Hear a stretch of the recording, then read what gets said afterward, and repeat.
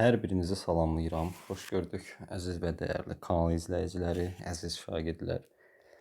Bu video izahımız test toplusu 2023 yeni test toplusunun törəmə mövzusunun tərkibindən törəmənin tətbiqi ilə məsələ həlli testlərinin izahları olacaq. Blok imtahanına hazırlaşan, əziyyət çəkən hər bir şagirdə uğurlar arzulayıram. İnşallah əziz şagirdlər hər şey yaxşı olar. Hər birinizə uğurlar arzulayıram. Vaxt itirmədən keçək testlərin izahlarına. Deməli şagirdlər, bu törəmənin tətbiqi ilə məsələ həllinin nə olduğunu biraz dərk etmək lazımdır mahiyyətini. Baxın, məsələn, birinci sualda tam səthinin sahəsi belə olan silindrin oturacağının radiusu nə qədər olsun ki, onun həcmi ən böyük olsun. Bizdən bunu soruşur. Buna keçməmişdən qabaq sizə bir xatırlatma eləmək istəyirəm. Onu da qeyd edeyim ki, əziz şagirdlər, videonu izləyən hər bir kəsdən kanala abunə olmağı, əgər abunə olmamısınızsa, bəyənməyi, şərh yazmağı unutmayın. Öncədən hər birinizə təşəkkürümü bildirirəm. Deməli şagirdlər, fikir verin. Bir xatırlatma eləmək istəyirəm. X kvadratı minus 6x plus 4 bərabərdir 0. Mən belə bir tənlik yazdım. Biz bunun ən böyük ən kiçik qiymətini, bu qollar yuxarı baxır, bilirsiniz. A0-dan böyük, qollar yuxarı baxır. Ən kiçik qiyməti var. Necə tapırdıq? N bərabərdir mənfi B bölünsün 2A düsturu ilə. Bu da eləyirdi 6 böl 2, yəni 3. Yəni N bərabərdir 3 nöqtəsində, N bərabərdir 3 nöqtəsində bu ən kiçik qiymətini alırdı. Aparıb yerinə qoyurduq və N-in düsturundan da tapa bilərik. Üzərinə gəl 4, cavab edir mənfi 5. Yəni fikir verdinizsə, bu mənfi 5-i funksiyanın ən kiçik qiymətini aldıran nöqtə hansıdır? 3 nöqtəsidir. Yəni bu 3 nöqtəsində bu funksiyanın ən kiçik qiymətini alır. Və digər tərəfdən bu ifadənin x kvadratı minus 6x plus 4-ün əgər mən törəməsini tapıb 0-a bərabərləsəm, baxın nə baş verir? 2x minus 6 bərabərdir 0. Sabitin törəməsi getdi. X-də bərabər buradan 3. Gördünüz, yenə 3 alındı. Yəni, bizdən soruşulan suallarda hər birinin törəməsini tapıb 0-a bərabər etsək, bizdən soruşulan, məsələn, oturacağının radiusu nə qədər olmalıdır? Yəni, oturacağının radiusu, yəni R hansı qiymətdə həcmini ən böyük edir. Baxın, bunu soruşur. R-in hansı qiymətidir ki, o həcmi ən böyük olacaq?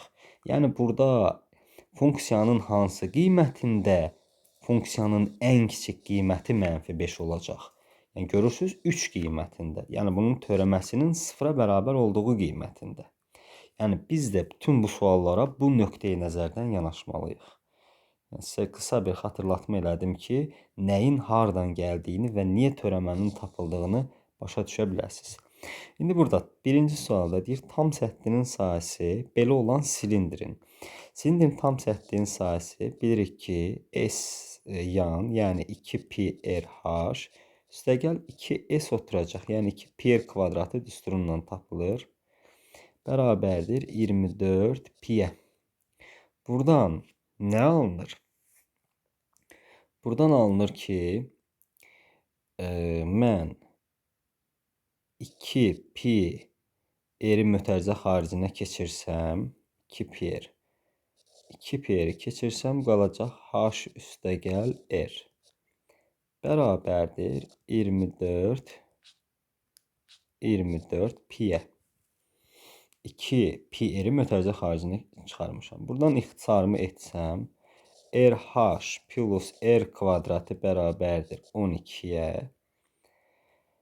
Mən buradan RH bərabərdir 12 minus R kvadratı desəm, H də bərabərdir 12 minus R kvadratı böl R.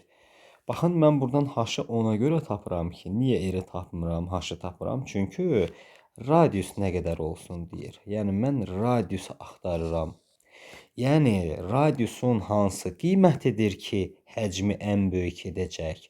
Funksiyanın hansı nöqtəsi idi funksiyanın ən kiçik qiymətini aldıran? Yəni, baxın, o nöqteyi nəzərdən. Deməli, indi həcm düsturumuz S oturacaq pi, R kvadratı vurulsun H. düsturundan tapılırdı. Pi r kvadratı vur haşımız da 12 çıx r kvadratı bölünsün r. Buradan gördüyünüz kimi r'lər getdi. Buradan ixtisar getdi. Nə qaldı? Pi r vurulsun 12 minus r kvadratı. Vurub açsam 12 pi r çıx pi r kubu. Nə etməliyəm şagirdlər? Törəməsini sıfıra bərabər etməliyəm. Baxın, yuxarıda da el etmişdik. R-ə görə törəmə tapıram. Məsələn, 12x-in törəməsi nədir? 12. Yəni 12 pi-rin də törəməsi olacaq nə? 12 pi. Pi ilə işimiz yox. Çıx. 3r kvadratı pi bərabərdir 0. Buradan 3r kvadratı pi bərabərdir 12 pi. Pilər gedər. R də buradan 4 eləyəcək 2. Yəni 2 qiymətində həcmi ən böyük olar. Vəssalam əziz şagirdlər. Birinci sual idi. İkinci sual, yəni bunun tipətip eynisidir. Bu dəfə nəyini verib? Bu dəfə veribdir həcmini. Yazaq istəsəz, ikini də yazaq. Oxşar suallardan birini yazsaq kifayət edir, amma ancaq bunu da yazaq. Həcmi belə olan silindrin V bərabərdir. Silindrin həcmi pi r kvadratı h bərabərdir 54 pi olan. Pilər getdi. Qaldı r kvadratı h bərabərdir 54. Yenə radiusu nə qədər olmalıdır deyir. Radiusu deyirsə h-ı tap. H bərabərdir 54 bölünsün r-in kvadratına. 10 tam səttin sayısı ən kiçik olsun. Yəni S tam necə idi düsturumuz? S tam bərabərdir 2 pi r h, yəni S yan üstə gəl, S 2S oturacaq. 2 pi r kvadratı. Buradan deməli şagirdlər, buradan yerinə qoysam 2 pi r vur h-ın yerinə yazıram. 54 böl r kvadratı. Plus 2 pi r kvadratı. Buradan r-lərin biri ixtisar gedər. Qalar 108 pi bölünsün r. Üzərinə də gəlirəm. 2 pi r kvadratı. Buradan şagirdlər nə edəcəm? Törəməsini tapacağım. Törəməsini tapan zaman fikir verin. 1 böl. Baxın, 1 böl r-in törəməsi necə tapılır? Nisbətin törəməsi. Bilirsiniz ki, birincinin törəməsi vur ikinci çıx. İkinci vur. Birinci vur ikincinin törəməsi bölünsün ikincinin kvadratı. Bu deyilir mənfi 1 böl r kvadratı qaydaya görə.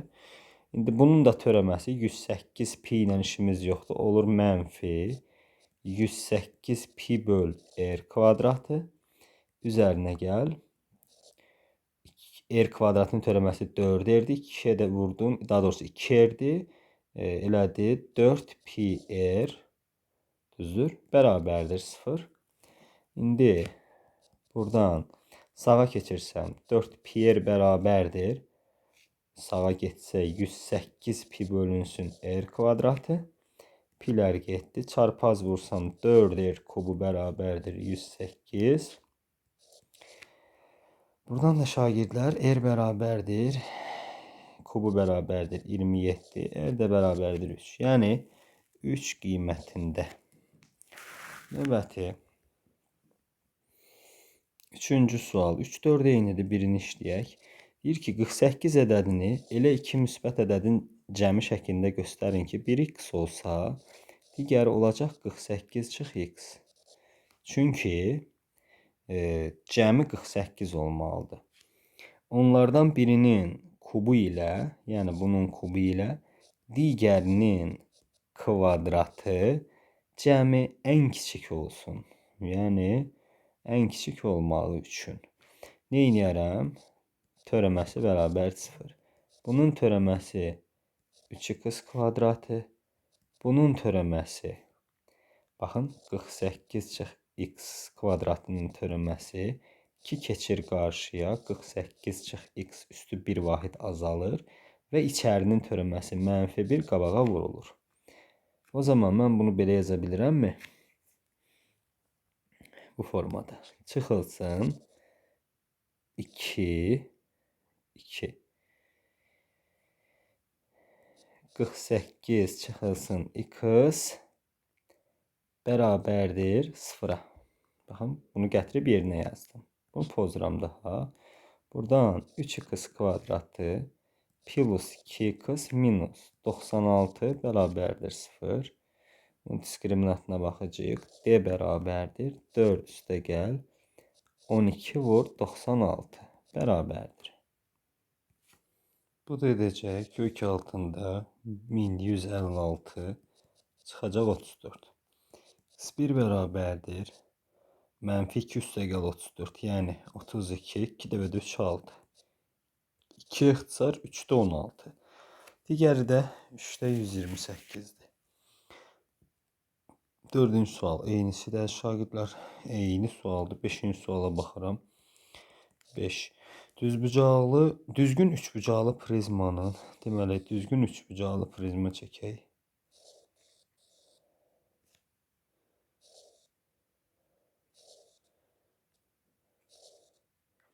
Düzgün üçbucaqlı prizmanın oturacağın tərəfləri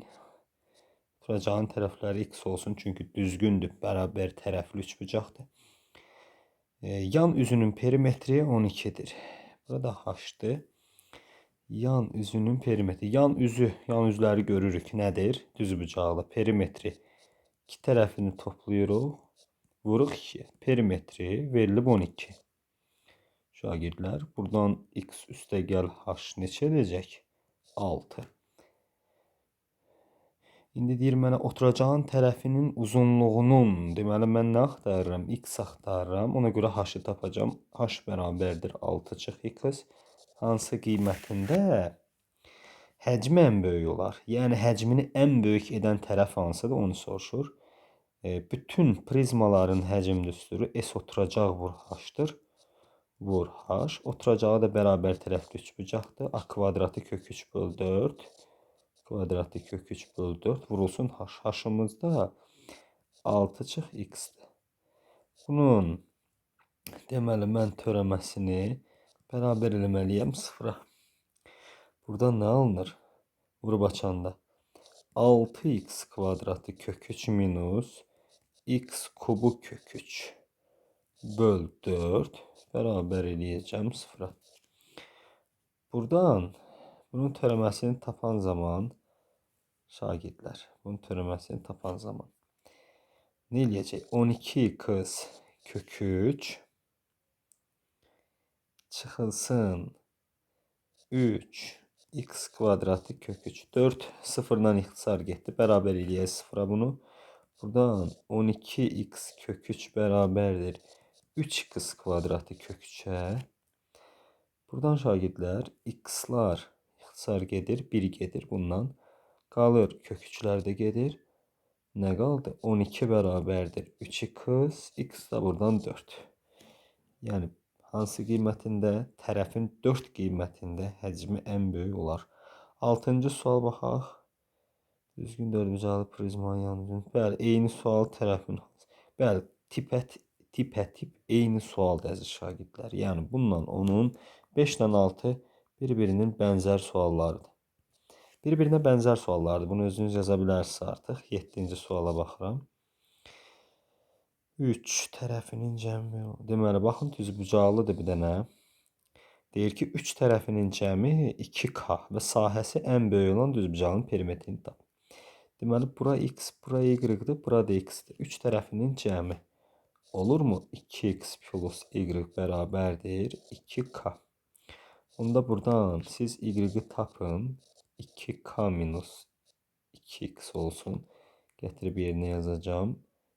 2k minus 2x olan və sahəsi ən böyük olan s bərabərdir. Sahəmiz də x vur y-dir. Yəni x-imiz qaldı x formasında, y-imiz da 2k minus 2x-dir. Vurub açıram. 2xk çıx 2x kvadratı. Neyniyəcəm? Törəməsini tapıb 0-a bərabər eləyirəm. X-a görə törəmə alıram. 2k minus 4x bərabərdir 0. Buradan 4x bərabərdir 2k'ya. X də bərabərdir 0,5k'ya. n tapıldı. Uzunluğu da tapaq buradan. Y bərabərdir. Yerinə qoysam 1k eləyəcəkdir. Yerinə qoysam, elə deyilmi? Perimetrimiz də 0.5k üstəgəl 1k vur 2. Bu da eləyir 3k. Yəni cavabımız oldu 3k. 8 eynisidir, bənzər suallardır. 9-cu suala baxıram əziz şagirdlər. Su kanalından 36 metr məsafədə A nöqtəsində evi və Yusifin həyətindən kanalda 28 məsafədə hovuz yerləşir. O kanalın üzərində elə bir yerdə su nasası quraşdırmalıdır ki, həm evini, həm də su hovuzunu təmin etsin. Baxın şagirdlər, burada qurdu, tutaq ki, burada qurub. İndi həm evə yaxın, həm hovuza yaxın. Deyir ki, həm bura qədər, həm də bura qədər quraşdırmalıdır su nasosunu. Nə qədər boru lazımdır? Bura bir K deyirəm. Baxın, bura bir K deyirəm. Yəni mən axtarıram nə? AK üstəgəl KB. Amma ən az olsun. İndi fikir versəniz əgər bu AK hipotenuzdur. Yəni ASK üçbucağının hipotenuzudur. Siz bura bir x desəz, bu isə olacaq 48 çıxılsın x. Çünki ümumi 48-dir. O zaman AK olurmu? Kök altında 36 plus x kvadrat. Daha doğrusu 36'nın kvadratı plus x'in kvadratı. KB isə olur kök altında 28'in kvadratı üstəgəl 48 çıx x-in kvadratı. İndi şagirdlər, bunların cəmi ən kiçik olsun deyir. Yəni AK plus KB biz ən kiçik axtarırıq. Ən kiçik. Yəni ən az ən kiçik demək, ən az boru istifadə olunmalı. Bunları toplasam, baxın, toplayıram. 36 plus x kvadrat, 36'nın kvadratı plus x kvadratı üstəgəl. Bir də kök altında 28'in kvadratı plus 48 çıx x-in kvadratı. Nə etməliyəm şagirdlər? Törəməsini tapıb yenə sıfıra bərabər eləməliyəm. Yəni bu törəmə tapıb sıfıra niyə bərabər eləyirik? Yəqin ki, mahiyyətini dərk elədiniz. İndi bu kök altı ifadə olduğu üçün necə idi qayda? Kök altı x-in törəməsi. Baxın, kök altı x-in törəməsi 1 böl 2 kök altı x. Bir də x-in törəməsi sürətə vurulurdu. Burada da 1 böl 2 kök altı 36'nın kvadratı plus x-in kvadratı. Bir də içərinin törəməsi, yəni buranın törəməsi 2x-dir, sürətə vurulur. Üzərinə gəl. Yenə də 1 böl 2 vurulsun bu, yəni 28'in kvadratı üstəgəl 48 çıx x-in kvadratı. Bir də içərinin törəməsi, yəni buranın törəməsi sürətə vurulmalıdır. Bunun törəməsi sabitdir. 28'in kvadratı getdi, oldu 0 üstəgəl. Bunun isə törəməsi 2 qabağa keçir. 48 çıx x üstü 1. Bir də içərinin törəməsi, mənfi x-in törəməsi də mənfi 1-dir, qabağa vurulur. Yəni bu ifadə yazılır sürətdə. Olur mənfi 2, 2-ni mənfi 1-ə vurdum. 48 çıxılsın x. Fikir versəz, bərabərdir 0. Bu mənfi qabağa keçəcək. Ona görə bərabərliyin sağına atıram. Bu x-ləri ixtisar, 2-ləri ixtisar edirəm. X böl kök altında 36'nın kvadratı plus x-in kvadratı bərabərdir. Bunları da ixtisar edirəm. 48 çıx x kök altında 28'in kvadratı üstəgəl 48 çıx x-in kvadratı formada aldıq. İndi şagirdlər, diqqətlə bura bir fikir versəz, biz burada bir oxşarlıq almışıq əslində. Fikir verin, niyə oxşarlıqdır? Burada oxşar üçbucaqlardır. Bu AC ilə BD paraleldir və fikir versəniz əgər, burada oxşar üçbucaqlar hansıdır? Üçbucaq, buna bir alfa desəm, buna bir alfa desəm, bu da alfadır. Onda bu bucaq betadırsa, baxın bu bucaq betadırsa, bu bucaq da betadır. Deməli, üçbucaq A, C, K ilə oxşardır. Üçbucaq B, deməli D, K üçbucağı oxşardır. Onda oxşarlığa görə mən yazırdım ki, fikir verin, AC-nin, daha doğrusu alfanın qarşısındakı tərəfin, fikir verin, x-in 90-ın qarşısındakı tərəfə 36-ın kvadratı plus x kvadratına, həmin hissə budur. Alfanın qarşısı yenə 48 minus x-in 90-ın qarşısı, yəni hipotenuza olan nisbəti. Deməli, belə çıxır ki, bu üçbucaqlar oxşardır. Oxşardırsa biz də oxşarlıqdan yazsaq, alfanın qarşısındakı x-in betanın qarşısında olan 36-ya, daha doğrusu ona oxşar olan üçbucaqda alfanın qarşısındakı 48 çıx x-ə nisbəti, betanın qarşısı 36-nın, betanın qarşısı 28-ə nisbətinə. Buradan 2 ixtisar eləsəm, 4 ixtisar eləyək 9, 4 ixtisar 7. Çarpaz vursam 7x bərabərdir 48 vur 9 minus 9x. Buradan şagirdlər 16x bərabərdir 48 vur 9, x də bərabərdir 27. Biz x 27 tapdıq. Gətirib baxın, burada yerinə qoyacağım. Fikir verin, baxın, AK burada eləyəcək 45 hesablasaz. Burada isə eləyəcək 35. Bunların da cəmini soruşurdu. Yəni, ən az nə qədər istifadə olunsun. 45 ilə 35-in də cəmi eləyəcək 80. Yəni, ən az 80 metr boru sərf olunmalıdır. 10-cu sual eyni sualdır əziz şagirdlər. Baxın, eyni sualdır. Burada nöqtəni qeyd edib çəkəcəksiniz, işləyəcəksiniz. 11-ci suala baxıram. 24 ədədini elə 3 müsbət ədədin cəmi şəklində göstərin ki, İkinci ədəd üçüncüdən 3 dəfə böyük. İkinci ədəd üçüncüdən 3 dəfə böyük. Baxın. Onda birinci ədəddə belə çıxır ki, 24 çıxılsın 4x-dir.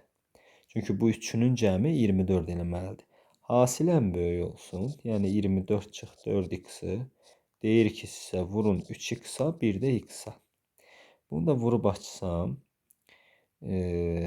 3 qız 72 x kvadratı minus 12 x-in kubu.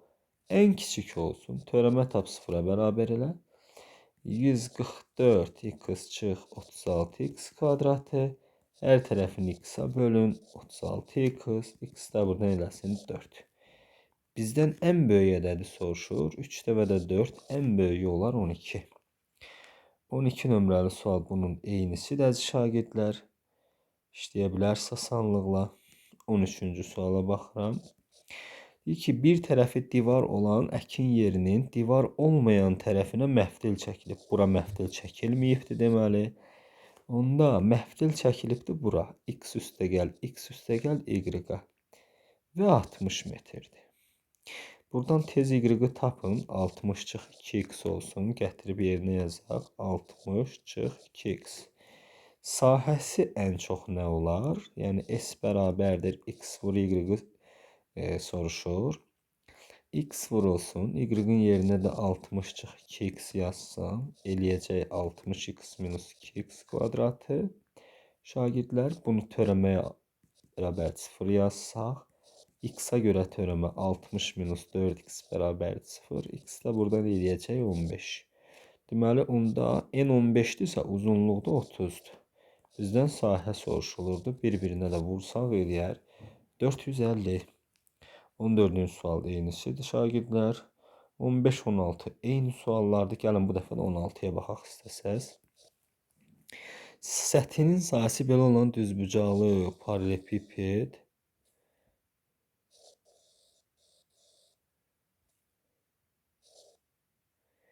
düzbucaqlı paralelipiped çəkək. Deməli, düzbucaqlı paralelipipedin səthinin sahəsi yazmalı qutusunun oturacağının ölçülərindən biri digərindən 4 dəfə böyükdür. Deməli, bura x yazsam, bura 4x-dir. Burada h-dır və ya s də yaza bilərsiniz, hündürlükdür. Hansı qiymətində hündürlüyün hansı qiymətində həcm ən böyük olar? Deməli şagirdlər, səthinin sahə düsturu S tam səthinin sahə düsturu paralellepipedin ölçülərinin 2AB, yan üzlərinin sahələri 2BS, bir də 2AC-dir. Yəni baxın, bu yan üzə oxşar, bu yan üz var. Ona görə mən bunu AB, BC, AC formasında yazdım və qarşıda da 2-yə vurdum. Yəni bunu bilirsiniz təbii ki. İndi ölçüləri ABC deyil, X, 4X və H-dır. Tutaq ki, bu şagirdlər A-dır, bu B-dir, bu da olsun C. Yəni bu qarışdırası bir şey yoxdur burada.